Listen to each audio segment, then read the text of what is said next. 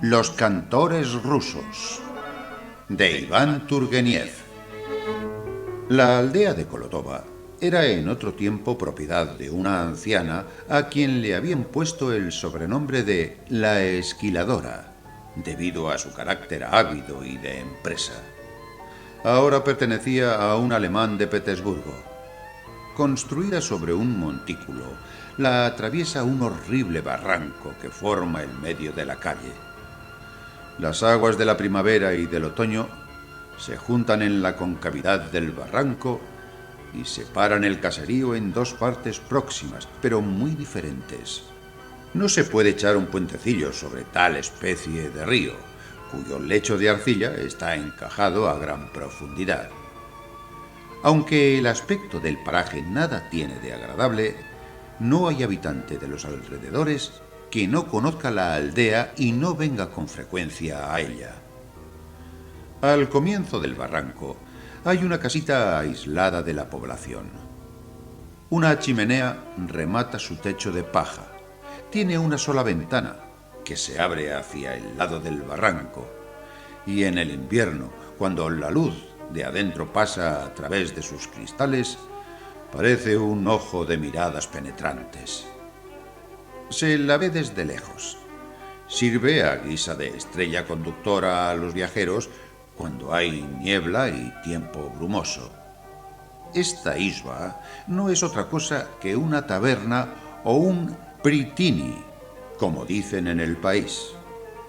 Encima de la puerta hay una tabla pintada de azul. El aguardiente que allí se despacha, aunque tan caro como en cualquier parte, es el artículo más acreditado en toda la región, y por eso el propietario, Nikolai Ivanich, siempre tiene muchos clientes. Es un hombre forzudo, de mejillas frescas y coloradas. Ahora está algo grueso, sus cabellos blanquean y los rasgos de su cara están hinchados por la grasa, pero conserva un aire de gran benevolencia. Hace más de 20 años que habita en el caserío. Es muy listo y posee el don de atraer a los parroquianos, sin gastar nunca amabilidades extraordinarias. Le gusta a la gente estarse allí, bajo su mirada paternal y cortés. Tiene finura, es escrutador, conoce a fondo a cuantos le rodean y la vida que llevan, pero nunca se daría a repartir censuras y halagos. Permanece tranquilamente a la sombra detrás de su mostrador. Cuando la taberna está vacía, se sienta a la puerta y traba conversación con los transeúntes. Ha visto y observado mucho.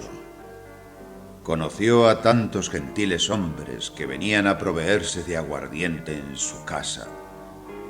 ¿Cuántos se han arruinado? ¿Cuántos han muerto? Las autoridades civiles le respetan, y el Stanovoy nunca pasa delante de su isba sin entrar a saludarle. Verdad que se le deben servicios. Hace algún tiempo detuvo a un ladrón y le obligó a devolver lo que había robado. Su mujer, delgada y flacucha como era, ha engordado. Supo merecer la entera confianza de su marido, y éste le deja llaves y cuidado del negocio, y ella sabe hacerse temer tanto como Nikolai. Tienen hijos todavía pequeños, pero ya inteligentes y astutos, como lo denuncia su cierto aspecto de zorros. Un día, al empezar la tarde, caminaba yo por lo alto del barranco. Era el mes de julio, y hacía un calor tórrido. Volaba en los aires un polvo blanco que sofocaba. Los cuervos, erizadas las plumas, entreabierto el pico, parecían implorar caridad.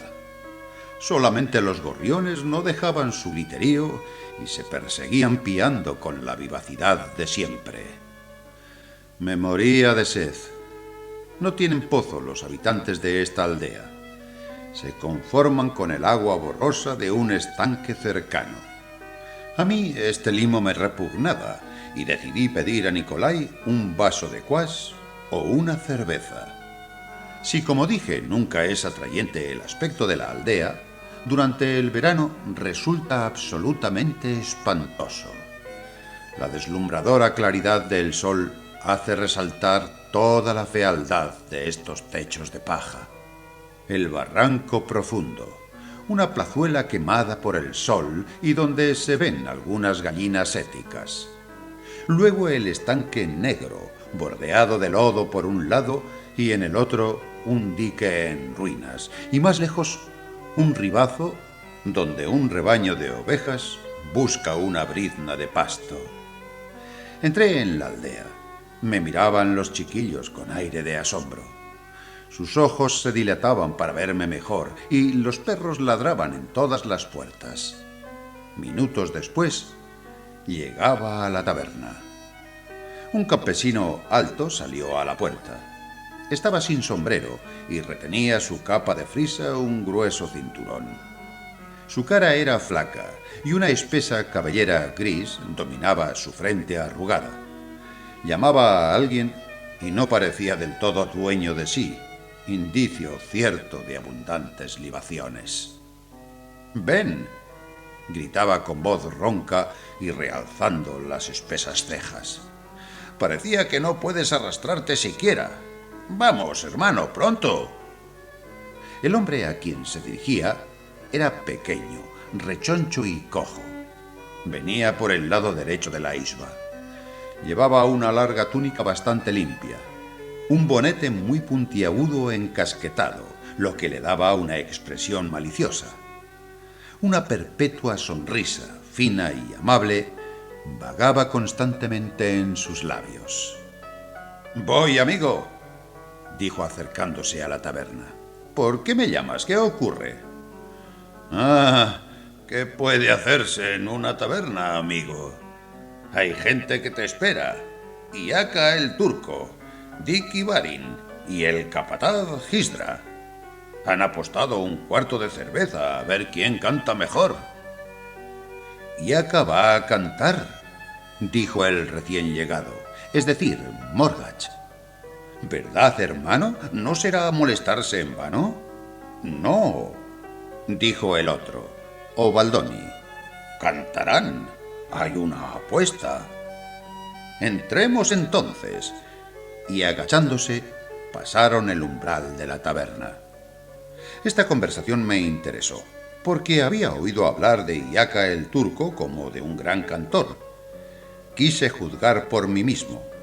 Alargué el paso y entré en la isba. No han entrado muchas personas en una taberna de aldea. Tal vez los cazadores las conozcan porque en todas partes se meten. Esta clase de establecimientos se componen ordinariamente de una entrada oscura. Luego hay una especie de pieza dividida por un tabique. Nunca los clientes franquean esta separación, en la que se ha practicado una abertura que permite ver lo que sucede al otro lado. Hay una larga mesa de encina, y sobre esta especie de mostrador, el dueño de la taberna sirve las bebidas. Detrás del tabique se ven las botellitas de forma cuadrada o chotovs cuidadosamente tapadas. En la parte donde están los parroquianos no hay generalmente más que algunas barricas vacías, un banco y una mesa. Y colgados en la pared, unas groseras lubotsnias, cuadros toscamente pintados. Mucha gente estaba ya reunida cuando llegué. Nikolai estaba detrás del mostrador con su aire recogido y servía aguardiente a los que iban entrando. En medio de la pieza estaba Iaka el turco, hombre de unos 25 años, pálida y flaca la cara, de cuerpo delgado y largo. No parecía gozar de buena salud. Sus salientes pómulos, mejillas sumidas y ojos grises denunciaban un alma apasionada. Presa de una enorme emoción, temblaban todos sus miembros y su respiración era desigual. Le dominaba la idea de que iba a cantar en público. A su lado había un hombre de más o menos 40 años, alto y fuerte. Todo lo contrario de Iaka. Sus anchas espaldas Hacían juego con sus brazos nerviosos y fuertes. Algo cobrizo el cutis, como el de los tártaros. A primera vista, su semblante parecía cruel, pero luego se advertía cierta dulzura reflexiva. Rara vez levantaba los ojos, y entonces echaba una ojeada a su alrededor como un toro bajo el yugo. Su vieja levita parecía raspada de tan usada, y la corbata era ya una simple hilacha. Así era el llamado Dirkivarin por Obaldini. Frente a ellos estaba sentado el capataz Gisdra, el rival de Iaka. Este era un hombre de estatura mediana, bien formado. Tenía cara cenceña, crespos los cabellos, nariz levantada. Era ojizarco y sedosa su barba. Hablaba poco. Tenía las manos bajo las piernas, movía un pie, después el otro, y llamaba así la atención sobre sus botas coloradas y sin elegancia. Llevaba un gabán de tela gris sobre una camisa roja ceñida al cuello. A través de la ventana penetraban pocos rayos de sol, pero eran tales en la isba la oscuridad y la humedad que no se advertía aquella luz. El calor sofocante del mes de julio se transformaba allí en una atmósfera de frescura húmeda que le envolvía a uno como en una nube. Mi llegada molestó al principio a los parroquianos de Nicolai, pero como vieron que éste me saludaba, todos se inclinaron. Fui a sentarme en un rincón, al lado de un campesino andrajoso. «¡Vamos!», gritó Baldoni, después de haber vaciado de un sorbo su copa de aguardiente, y añadió algunas palabras extrañas. «¿Por qué no se comienza? ¿Qué dices, Iaka?» «Sí, empezad», dijo Nicolai. «Eso quiero yo», dijo el capataz de Gisdra, y sonrió con suficiencia. «Yo también», respondió Iaka. «Empecemos enseguida». «¡Vamos, hijos!», dijo Morgach con voz de falsete.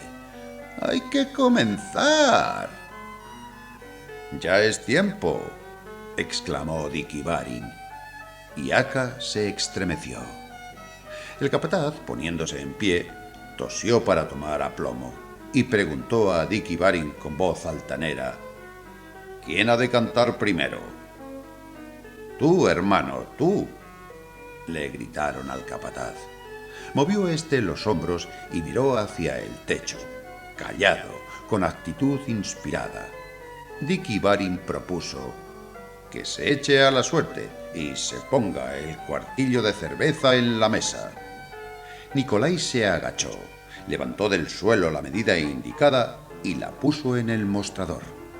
Dikivarin, mirando a Iaka, lo interpeló: «¿Pues bien?». El joven se hurgó los bolsillos, sacó un kopek y le hizo una marca. El capataz extrajo una linda bolsa de cuero y sacó una moneda nueva, y ambas piezas se echaron en el mismo casquete de Iaka. Morgach metió la mano en el casquete y sacó la moneda del capataz. Suspiró la asamblea. Al fin se empezaría. «¿Qué voy a cantar?». «Lo que tú quieras», se le replicó. «Nosotros vamos a juzgar honradamente. Permítaseme toser un poco para aclarar la voz». «Acabemos, acabemos», gritó la asamblea. «Despáchate». El paciente miró hacia arriba, suspiró, removió las espaldas y dio algunos pasos hacia adelante. Antes de relatar la lucha entre ambos cantores, conviene conocer el carácter y los hábitos de los personajes que principalmente intervenían en la escena. A Obaldoni, cuyo verdadero nombre era Evgraf Ivanov, le llamaban así los campesinos debido a su aire insignificante y siempre alterado. Era un picarón, un devoroni, despedido por su amo y que, sin un centavo en el bolsillo, se las arreglaba para llevar una vida alegre. Tenía amigos, decía él, que le proveían de té y de aguardiente.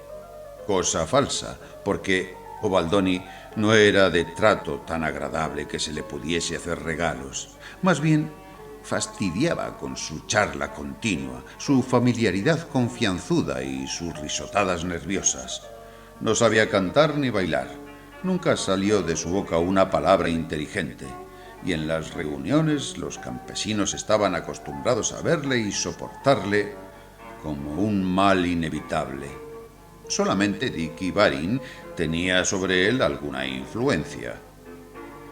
Nada se parecía a Morgach a su camarada. Le habían puesto injustamente ese nombre, ya que no guiñaba los ojos. Bien es verdad que en Rusia hay tanta inclinación a poner apodos que no siempre resultan exactos. Pese a todas mis investigaciones, enderezadas a conocer el pasado de este hombre, ciertos períodos de su vida me son absolutamente desconocidos y no creo que los habitantes del país tengan más noticias que yo. Supe que había sido en otro tiempo cochero de una anciana señora y se había escapado con el par de caballos que le habían confiado. No se avino a los fastidios de la vida errante y al cabo de un año volvió todo maltrecho a echarse a los pies de su ama. Varios años de vida ejemplar hicieron olvidar su falta y hasta concluyó por congraciarse de nuevo la voluntad de la anciana, y ésta lo hizo su intendente.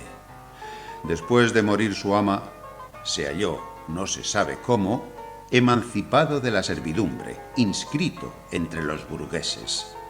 Se convirtió en colono, comerció y al poco tiempo tenía una pequeña fortuna. Es hombre de gran experiencia que solo obra por cálculo y en beneficio propio. Es circunspecto y audaz como el zorro, parlanchín como una vieja. Nunca dice una palabra de más, pero hace decir a los otros lo que éstos hubiesen querido callar. No remeda a los imbéciles como hacen otros. Su mirada fina y penetrante sabe verlo todo sin dejarlo traslucir. Es un verdadero observador. Cuando emprende un negocio, se creería que va a fracasar. Sin embargo, todo lo conduce con prudencia y termina por triunfar. Es feliz, pero supersticioso, y cree en los presagios. Poco querido en el país. Eso no le preocupa. Se conforma con que le estimen. Tiene un solo hijo, al que cría en su casa. Es padre igual que su padre, dicen los viejos cuando, al anochecer, sentados a la puerta de sus casas, conversan de bueyes perdidos. Iaca el turco y el capataz eran bastante menos interesantes. Al primero, de sobrenombre el judío, se le puso este apodo por su madre. Era un artista, pero se veía obligado a ganarse el pan en una fábrica de papel. El capataz era sin duda un burgués. Tenía el modo imperioso y decidido que suelen tener las personas de esta clase. El más interesante y curioso era Dicky Barin. Al verle por primera vez, llamaba la atención la apariencia ruda de toda su persona. Su salud es la de un Hércules, como si lo hubiesen tallado a hachazos en una encina. Y en esta encina hay vida para 10 hombres. Con su exterior grosero, hay en él cierta delicadeza, y quizá provenga ello de la confianza que le inspira su propia fuerza. Difícil es juzgar a primera vista a qué clase pertenece. No parece un de Boroni, ni un señor Juan sin tierra. Tampoco puede ser un burgués. ¿Acaso un escritor o un ente particular? Un buen día llegó al distrito y se dijo que era un funcionario jubilado, pero sin prueba alguna. Tampoco conocía a nadie sus medios de vida. No ejercía ningún oficio y, sin embargo, nunca le faltaba dinero. Como no se preocupaba por nadie, vivía tranquilamente. En ocasiones daba consejos, siempre atendidos. De una vida casta, bebía moderadamente. Su pasión era el canto. Este hombre era, en una palabra, un ser enigmático. Dueño de su prodigiosa fuerza, vivía siempre en un absoluto descanso, tal vez porque Un secreto presentimiento le anunciaba que, si se dejaba llevar por ella, semejante fuerza destrozaría todo a su paso y tal vez al mismo que la tenía. Yo creo que algo le había dejado en este sentido la experiencia. Lo que más me sorprendía era la delicadeza de su sentimiento unida a la crueldad innata. Nunca he visto semejante contraste. Ahora volvamos al momento en que el capataz se adelantaba hasta el medio de la estancia. Entrecerró los ojos y comenzó a cantar con voz de falsete, agradable, pero no muy pura. La manejaba y hacía vibrar como se hace girar un diamante al sol. Ya eran notas ligeras, finas, ya algo como gotitas de agua cristalina. Dejaba llover melodías deslumbradoras o notas de órgano, grandiosas y altas. Enseguida paraba, y luego de una pausa que daba apenas tiempo para un respiro, respiraba con una audacia arrebatadora. A un aficionado, la audición de esta voz lo hubiese transportado, pero un alemán la hubiese hallado insoportable. Era un tenor ligero, un tenor de gracia rusa. Añadía a la romanza tantos adornos, tantas florituras, tantos trinos de Gruppetti, que me costó trabajo entender el sentido de los versos. Sin embargo, alcancé a entender el siguiente pasaje. Yo cultivaré, mi bella, un cuadradito de tierra, y te plantaré, mi bella, flores de la primavera. No ignoraba el capataz que tenía que vérselas con expertos. Por eso gastaba todos sus esfuerzos para conmover a su auditorio. Lo consiguió perfectamente cuando, en una gama ligera, pasó de la voz de barítono a la de tenor. Dicky Barin y Obaldoni no pudieron reprimir un grito de admiración. «¡Muy bien! ¡Más alto todavía!». Nicolai, sentado en el mostrador, movía la cabeza con satisfacción. Obaldoni marcaba el compás cadenciosamente con los hombros. Estimulado así, el virtuoso echó una cascada de trinos y efectos de garganta. Era una verdadera caída de sonidos brillantes, hasta que, exhausto, volcó hacia atrás la cabeza, dando un último grito.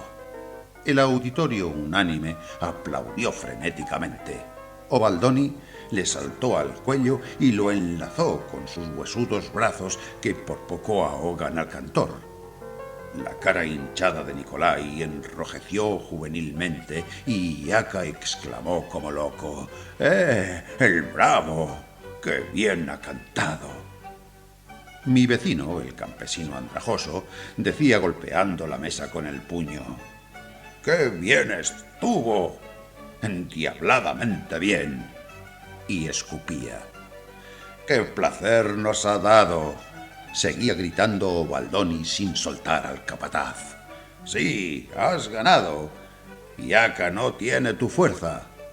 Y de nuevo abrazó efusivamente al cantor. ¡Suéltalo!, le gritaron.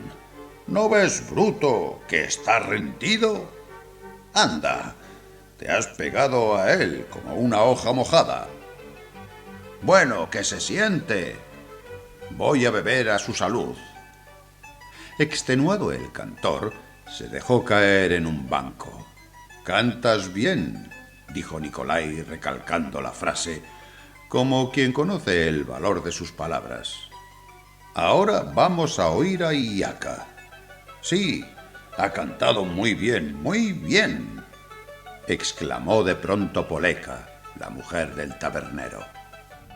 «Ah, esa cabeza cuadrada de Poleka», dijo Obaldoni. «¿Qué te pasa, Poleka?». Dicky Barin le interrumpió. «Insoportable bestia, ¿vas a callarte?». «Yo no hago nada», razonó Obaldoni. «Si lamento que...». «Basta, cállate». Y Barin se dirigió a Iaka. «Empieza, hermano».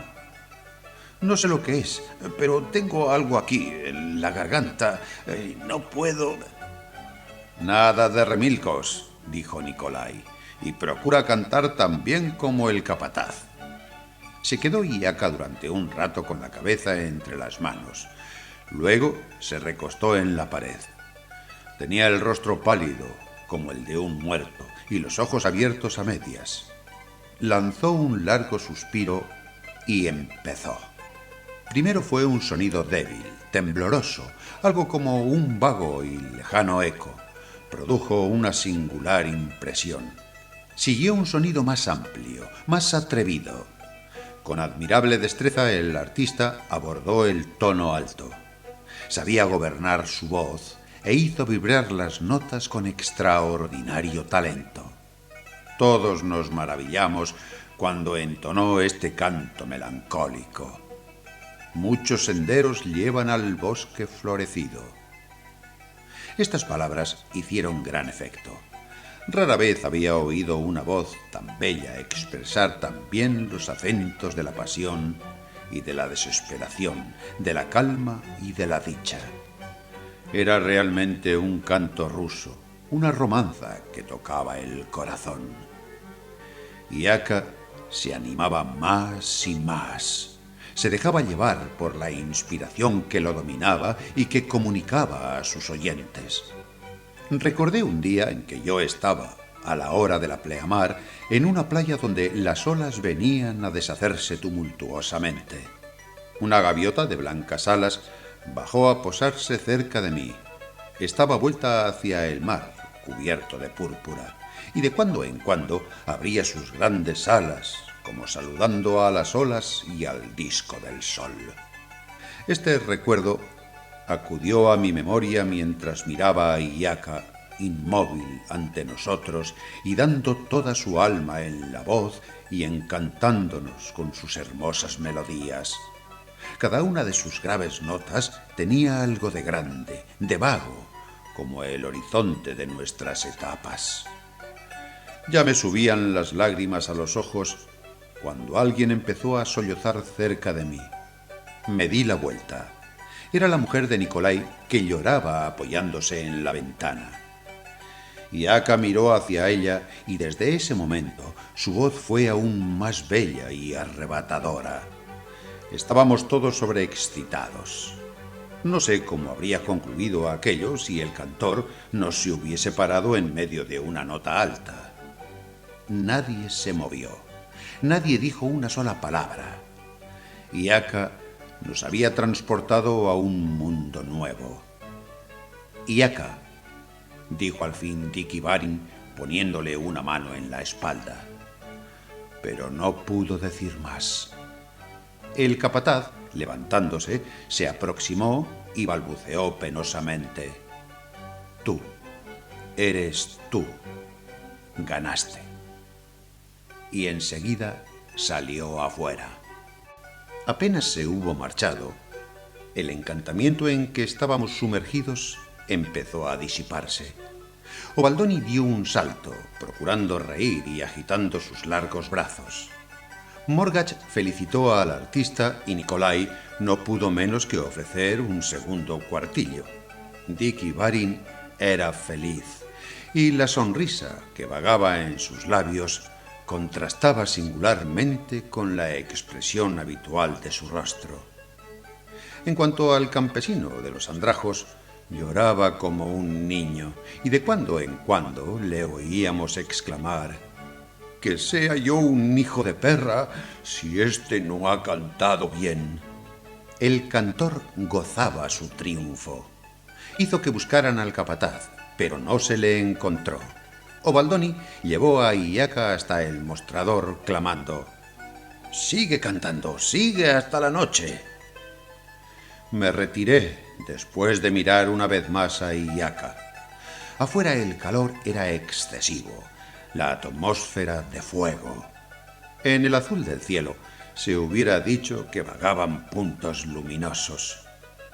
No se escuchaba ruido alguno, y esta calma aumentaba más aún la hermosura de la naturaleza.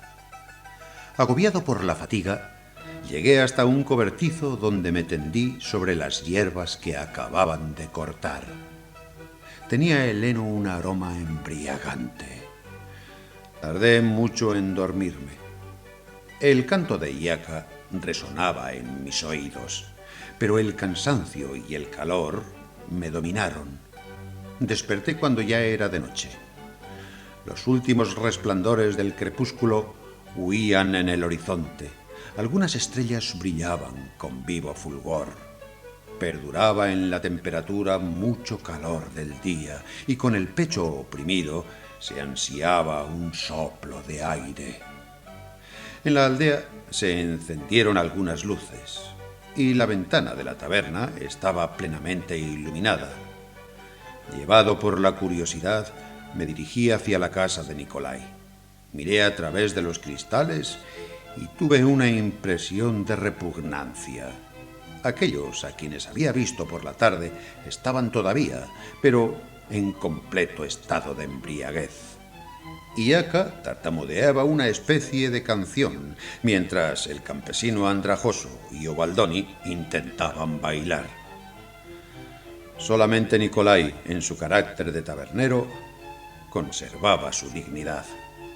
Había algunas personas nuevas, pero Dicky Barin ya no estaba. Dejé la ventana y descendí de la altura en que está la aldea. Ondas de bruma inundaban la llanura y parecían confundirse con el suelo. Andaba a la aventura cuando una voz infantil sonó en el oído. ¡Antropka! ¡Antropka! La voz callaba para empezar de nuevo. Resonaba en medio del silencio nocturno. Por lo menos 30 veces se obstinó en gritar. Al fin, desde lejos, en la llanura, alguien respondió: ¿Qué? ¿Qué? «Ven para que padre te pegue», gritó la criatura. Ya no hubo respuesta. El niño siguió llamando incansablemente. Me alejé y di la vuelta a un bosque que precede a mi aldea. La oscuridad era profunda. El nombre de Antropka se oía aún muy débilmente en la lejanía. Fin.